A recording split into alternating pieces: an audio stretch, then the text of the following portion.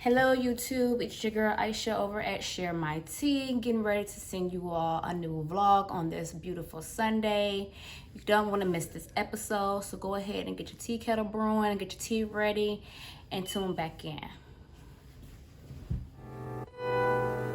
Good morning stretch, reach for the stars.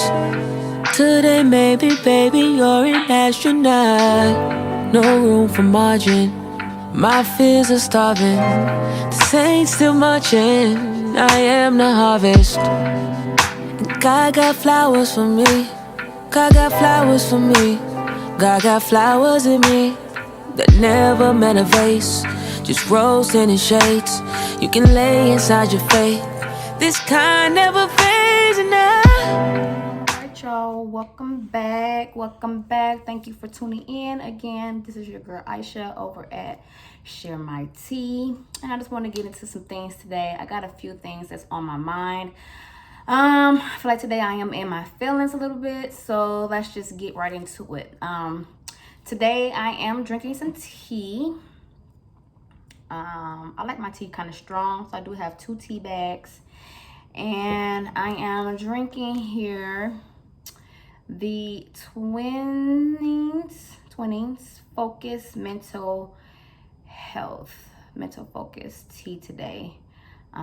It's ginseng flavor. It's pretty decent. Has some mango in it, pineapple, spearmint, apple pieces, lemon peel, ginseng root. I've had it before, and it does kind of like do an unfogging type of thing up there, so definitely a good go-to. So let's see. I want to do the topics of my VSG first, and then get into our tea topics second. Since that would be kind of briefer with the VSG information.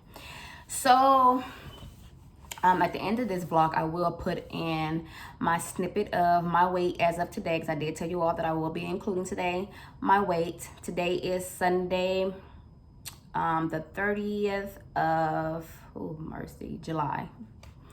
As of August the 2nd, I will be starting my 2-week fluid only 1 meal a day only pre-op fast. So I'll be drinking water, protein shakes, and eating 1 meal a day for the next 14 days as of August the 2nd.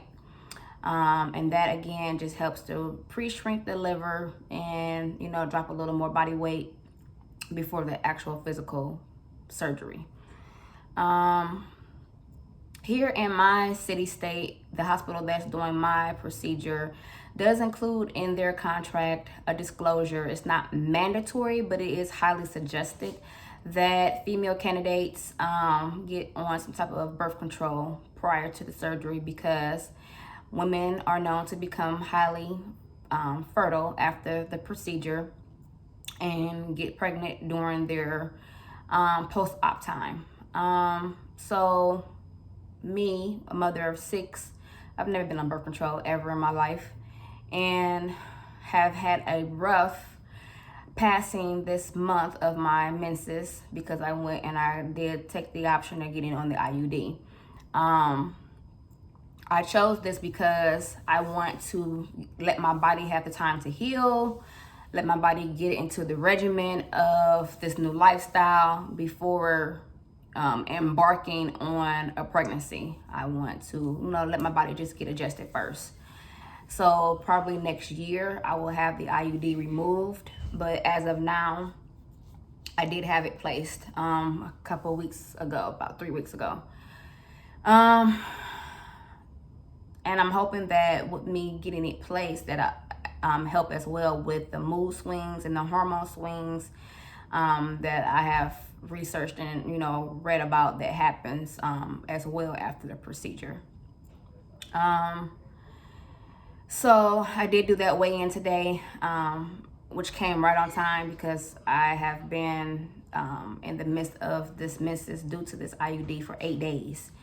and finally back to my premenstrual weights. So, you know, when you are in that time period of the month, you kind of like retain fluid.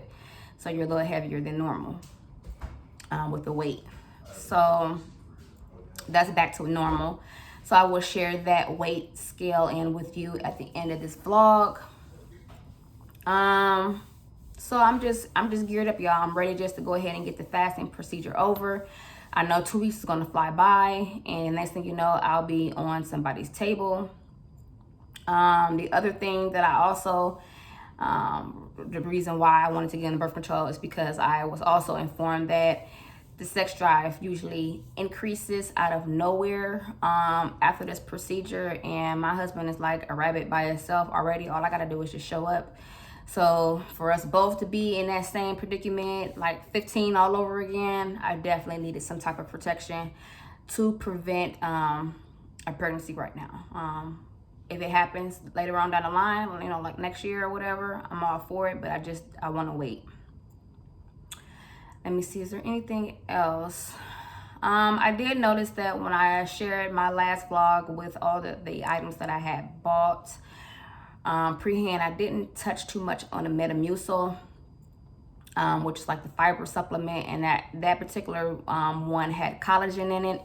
I'm not too sure if I'll be implementing that yet, so that's why I didn't really talk about it. I have it, and I will refer to my doctor when I go to my pre-op visit, which is in a couple weeks before the surgery, just to kind of clarify if he thinks I need that, and if so, when will I implement that. That's basically something that you will use more so to make you regular. So I'm going to hold on to that. I also ordered me some red sea moss gel. It's actually here in my local UPS. I just have to go pick it up, which I will probably tomorrow. That is the next business day. And I will definitely be implementing that red sea moss probably after my first 2 weeks when I'm completely off of the fluids and transitioning to solids. Outside of that, I'm just ready, y'all. I'm ready. So I will touch backs and piggyback off the VSG at the end. So let's go ahead and step into today's tea topic. Yes.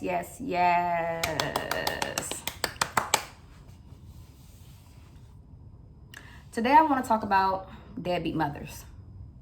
Yes, I said it. Deadbeat moms. They do exist.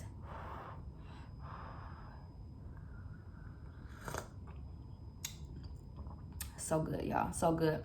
I gotta get me some stevia today because I still got 2 days, y'all, so I can still, you know, dip and dab a little bit. I just put 1 tablespoon of sugar in my tea. I like honey, but I don't have any. I'm going to get some stevia, so down the line when I want to drink my tea, I will have some stevia. But this is pretty good with just the one tablespoon of sugar. And it's nice and hot, how I like it. So deadbeat moms, y'all. They exist. I know they exist because guess what?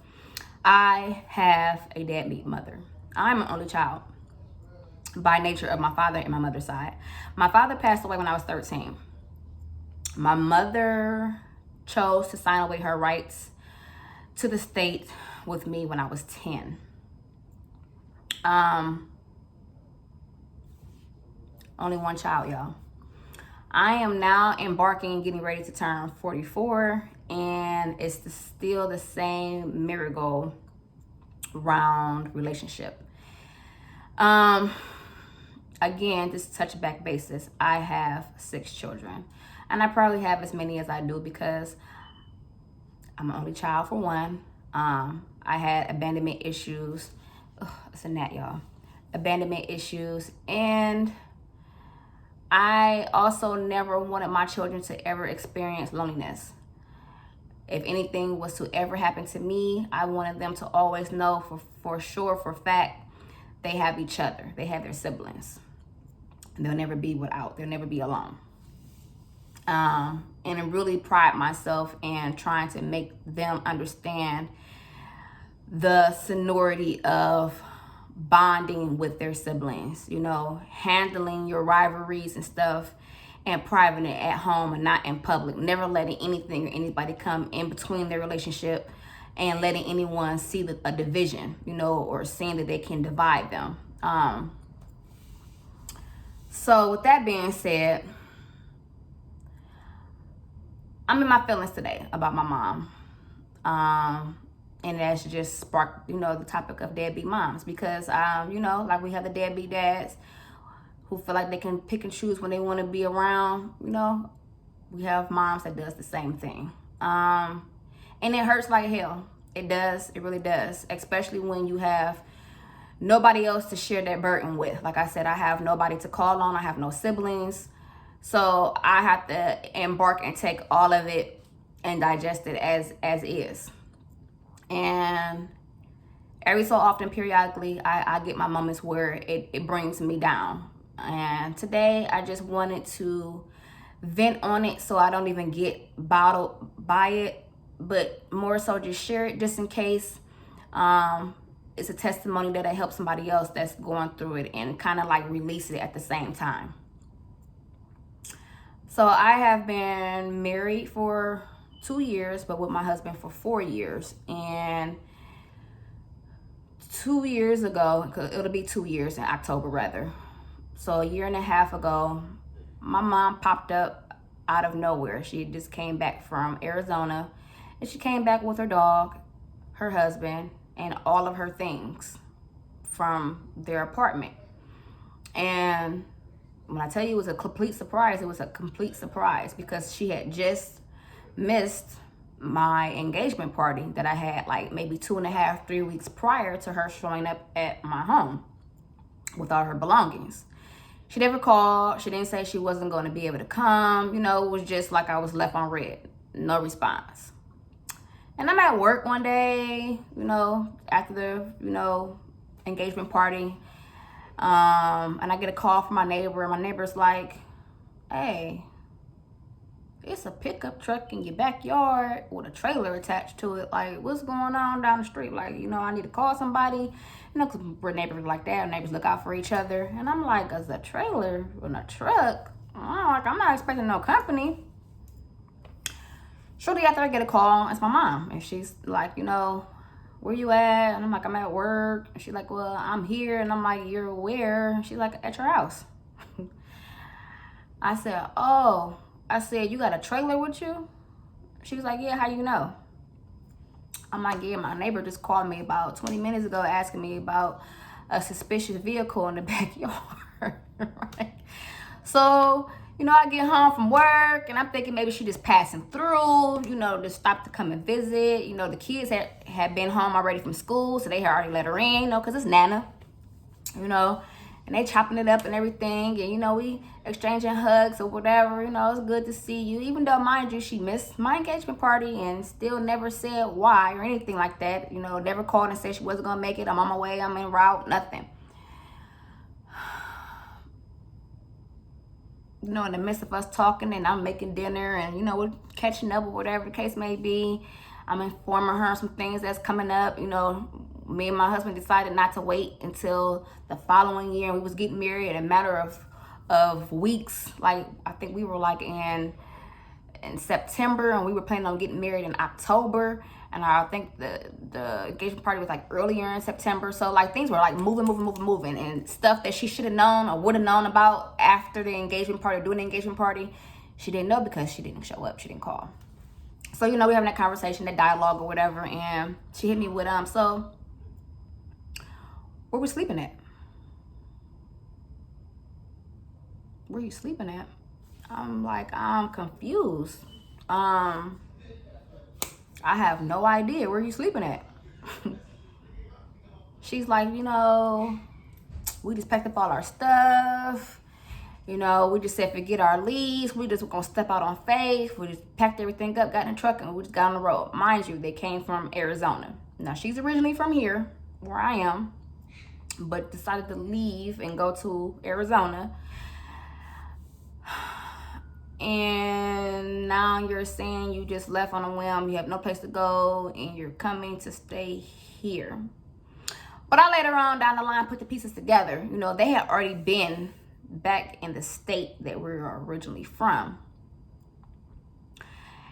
And what had happened was they went and they stayed with her husband's family first.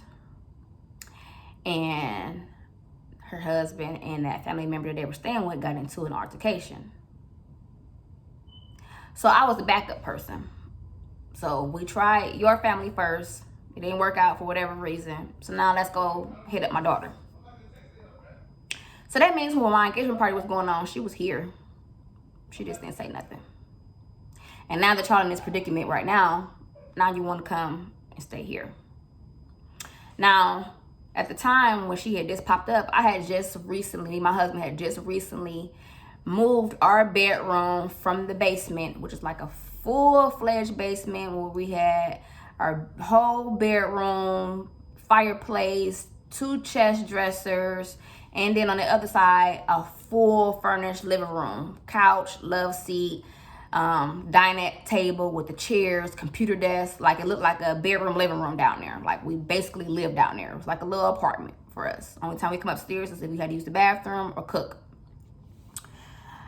But because we need to do new waterproofing, it was starting to get too damp down there.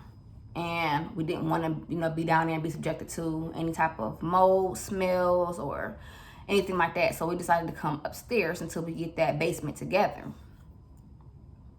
My mother has COPD. It's not a condition that she needs to be in. So I'm trying to explain to her, like, well, we just basically closed the basement off. Like, right now it's only being used for storage and for us to wash our clothes because, we need to get the waterproofing done down there. So it's not in the best condition for anybody to be living down there. She went down there, honey, with them bags. Mind you, I had started like packing up stuff down there. The bedroom set that we had down there, I was getting ready to throw that stuff out because we had already got a new bed and everything and put it upstairs in our new, area. So I was like covering up the mattress, getting ready to have it taken out on the curb or whatever. So it was already covered in plastic and everything. Honey, she threw that mattress back on that bed frame so quick. Took their stuff down there, got to investigating, talking about some humidifier here, and she had twerked something over there. Basically just like, I'll take it as it is, but this is where we're about to be at. And that's what it was. And that's how I rolled for 6 months. All right.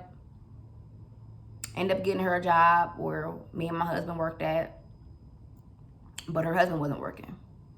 And, I'm not a man, so I can't speak on a man's part.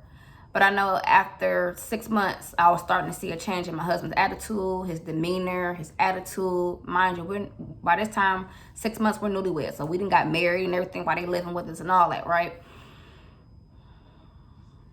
His mood is changing. He's snapping and, he's agitated. We had to sit down and have a heart-to-heart and figure out, like, what is going on? Like, what's the problem? He's like, I can't do this, And then what it boiled down to is that, he was seeing different interactions and different tones of communications and things that were being said, by my mom that I'm used to. I'm immune to it. But for somebody else on the outside looking in to see certain things, he didn't like it. He's my protector. He didn't like it. It was certain things and certain instances that was going on between him and her husband. Certain conversations they were having, certain things that he was saying that my husband didn't like. So it was all starting to weigh down on him. And with her being my mother, he didn't really know how to come to me without it being harmful or hurtful. But we had to have that heart to heart. We had to have it because we're husband and wife. We're one. We come first before God, and after God. So we got to be on the same page in order to make sure we keep afloat and keep functioning. So once we did sit down and had a heart to heart, he was like, I don't want you to have to choose, but they got to go. We just got married. I can't even enjoy my wife like I want to.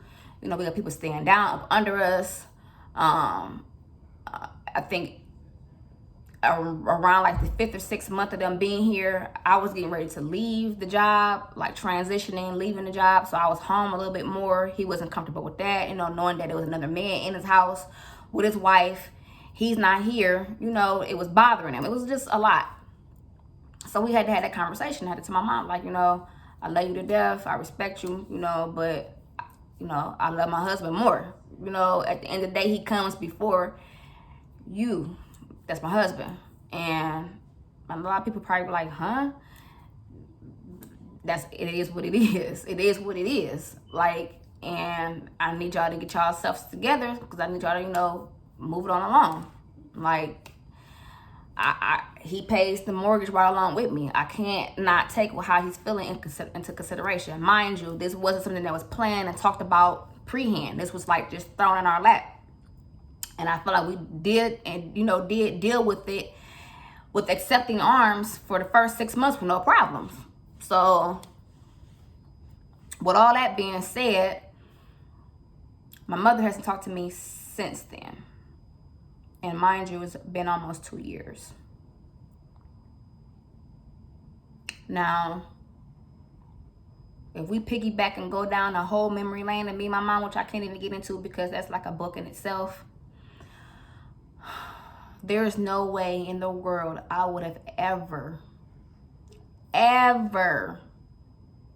able to come and knock at her door with my children, my husband, and my dog and tell her, hey, I stepped out on faith and packed up all our stuff and just said, we about to hit the road. We going back home. And when we get there, we just going wherever he lead us to, that's where we going. He got us. And here I am at your door, and where we staying, where we sleeping at. Never wouldn't have flowed. Never, ever. And I know my mother. And people who know me and know my mother probably cracking up like, girl, bye. Never. A couple of years back, maybe like 2014, 2015, something like that, I decided to surprise my mother for Mother's Day.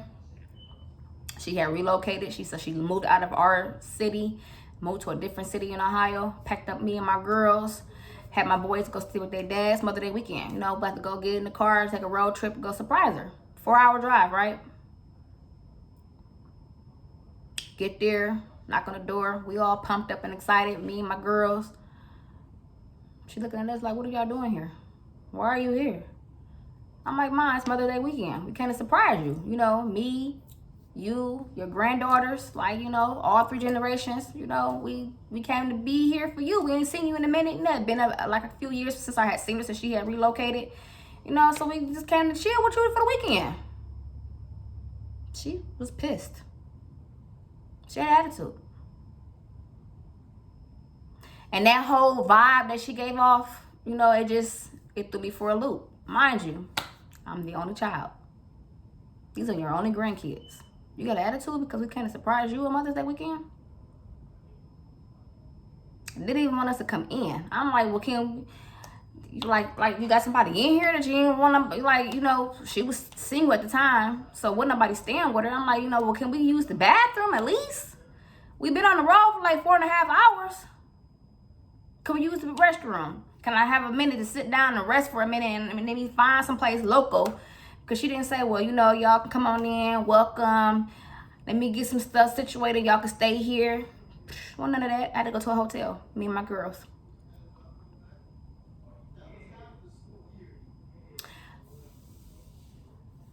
And it hurts. It hurts. But it's like I just keep on trying. Keep on trying. It's like the little engine that could. I figure one day we'll get to where we need to get to. And it's just slowly closing in that we probably won't.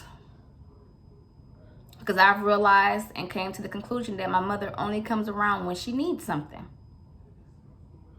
My mother is now a great grandmother.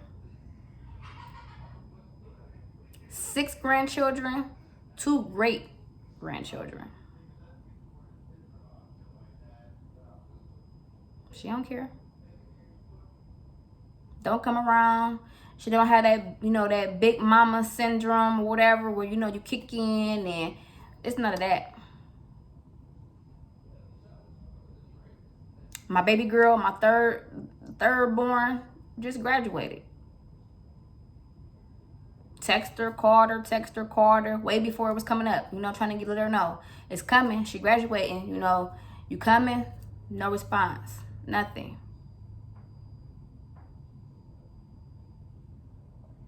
I think we actually talked to her or saw her maybe the day before she graduated. She came and got her mail. Nothing. So it's like it is what it is at this point. It's gonna be what it's gonna be. I just try to make sure I'm the best mother I can possibly be. And I try to make sure that I'm always showing up for my kids. And it doesn't matter that 3 of them are grown. I got 3 more still in the nest. I'm still their mother, and I will be until I'm 6 feet under. We don't get to pick and choose, when we want to be parents. And the thing is, if you don't want to be, don't be. Stay all the way 100% uninvolved. That means even when you at your worst or whatever, you need the helping hand, you need a lifeline, don't use me or whoever else, don't use your child when it's convenient for you. When it's convenient for you to play parent, then you want to go ahead and be around and show up. No, because we need you consistently, 24/7, 7 days a week. I should be able to call you or text you and say, hey, how you doing? I'm checking on you, whatever, and I get an instant response. I've been waiting on my mother to respond to me for the last week. I haven't seen her in about a month and a half since she came and got her mail. Since June. About to be in August. When you wanted your mail, you was blowing me up. Now that you got it, you ain't got nothing to say to me. It's only of a convenience. So, we do got the deadbeat moms out here, like we got the deadbeat dads. So, hopefully that kind of like helps somebody, It goes back to my last week's Tea Talk, expectations. I don't expect certain things from her because I know her. It just still hurts sometimes that she's just still in that place. And I try every day to not hold a grudge and to try to keep it in my heart and in my soul that it's not for me to be worried about, because she'll have to answer for all at one point in time. And all I can do is just use that to keep my relationship with my children at best.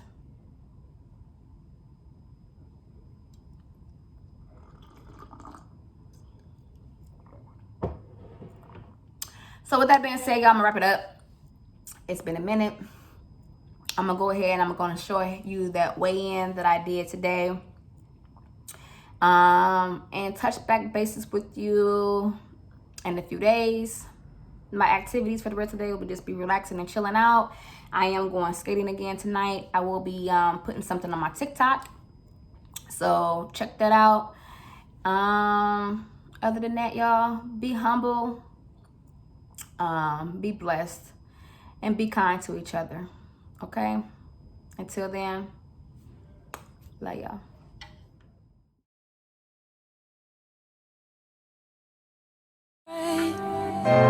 There's grace for the day, so I can show up for myself. I will show up for myself, show up for myself, show up for myself. And today